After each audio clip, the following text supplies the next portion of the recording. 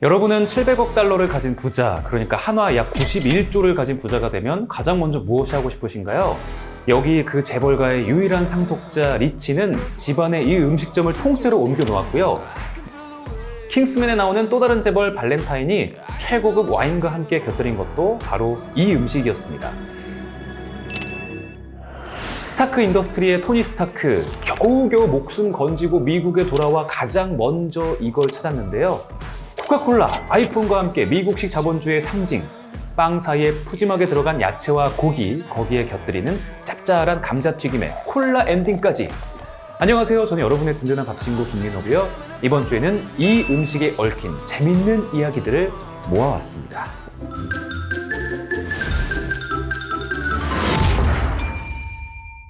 햄버거 하면 가장 먼저 어느 브랜드가 떠오르시나요? 아무래도 이 황금빛 아치, 맥도날드를 빼놓고 햄버거를 논할 수 없을 텐데요. 그런데 이거 알고 계신가요? 맥도날드를 만든 사람은 맥도날드 형제가 맞지만 우리가 아는 이 맥도날드의 창업주는 맥도날드 형제가 아니라고 합니다. 그러니까 가장 처음 맥도날드라는 음식점을 만든 사람은 맥도날드 형제가 맞습니다. 하지만 한적한 시골 마을의 동네 맛집 맥도날드를 미국 전역을 넘어 세계적 프랜차이즈로 이끈 사람은 바로 레이 크록입니다. 어딜 가든 교회가 있죠. 맥도날드가 미국의 새로운 교회가 되는 겁니다. 이 미국의 신흥 종교 맥도날드 창시자들의 이야기를 다룬 영화 파운더를 보면요.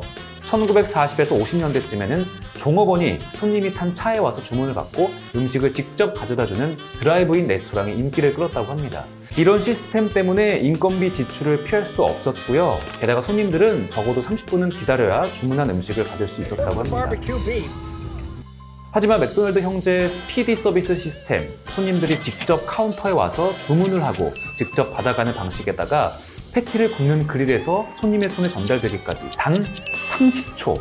이 획기적인 시스템을 본 레이 크록이 맥도날드 형제에게 프랜차이즈를 제안했다고 하는데요. 후에 레이 크록은 맥도날드 형제에게서 맥도날드를 훔쳤다는 평을 받기도 했는데 이들의 갈등은 영화에서 확인하기로 하고요. 어쨌든 맥도날드 형제의 빨리빨리 시스템, 요리사들이 자신이 맡은 일만 수행하도록 했습니다. 그러니까 패티만 굽는 사람, 소스만 뿌리는 사람을 정한 거죠.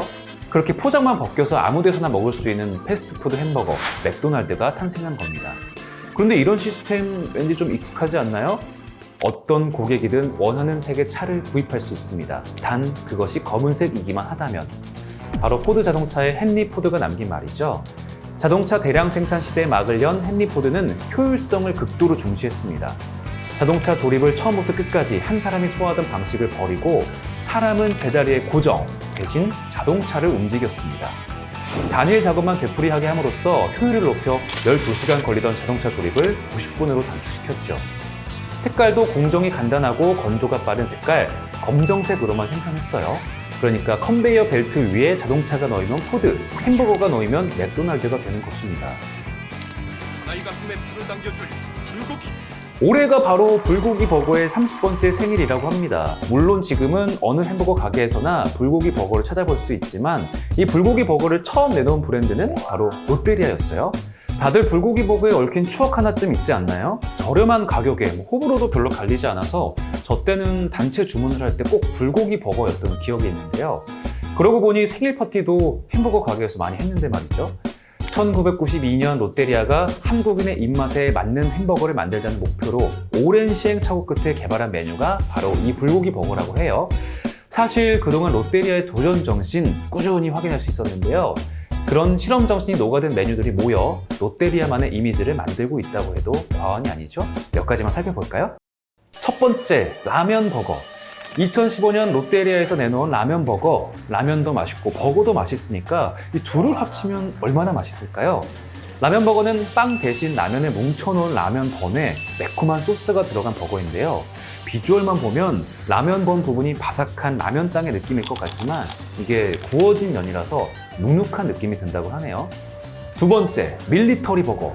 2020년 군대 에리아를 모티브로 한 밀리터리 버거가 세상에 나왔습니다. 나오지 말아야 할 것이 세상에 나오고 만 것일까요? 빵 2세트와 패티, 햄, 치즈, 그리고 군대리아의 특징이라 할 수 있는 딸기잼과 샐러드, 이 모든 것이 플라스틱 식판에 올려 나오는 모습인데요. 2명이 먹는 메뉴라기엔 내용물이 좀 부실하다는 얘기도 있었고요. 다른 버거 세트에 비해서 너무 비싸다는 평도 있었습니다. 그리고 같은 해 롯데리아는 충격적인 소식을 전했습니다. 바로 버거 접습니다. 1979년부터 버거를 만들어 오던 롯데리아가 갑자기 햄버거 사업을 접는다고요? 바로 접어먹는 햄버거, 폴더버거의 탄생이었습니다. 언뜻 보면 타코와 비슷한데요. 하지만 또띠아가 아닌 빵이기 때문에 타코보다는 피자를 반으로 접어먹는 맛에 가깝다는 후기가 전해집니다. 롯데리아의 다음 도전은 무엇일지 정말 궁금한데요.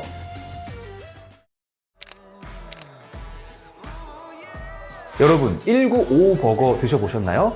맥도날드가 처음 생겼던 1955년도 당시의 맛을 재현하고자 탄생한 버거라고 합니다. 세트를 시키면 7,200원 정도 하는데, 근데 여러분 1966 버거 혹시 아시나요? 올해 1월에 잠실 롯데월드에 문을 연 고든 램지 버거에서 판매하는 햄버거인데요.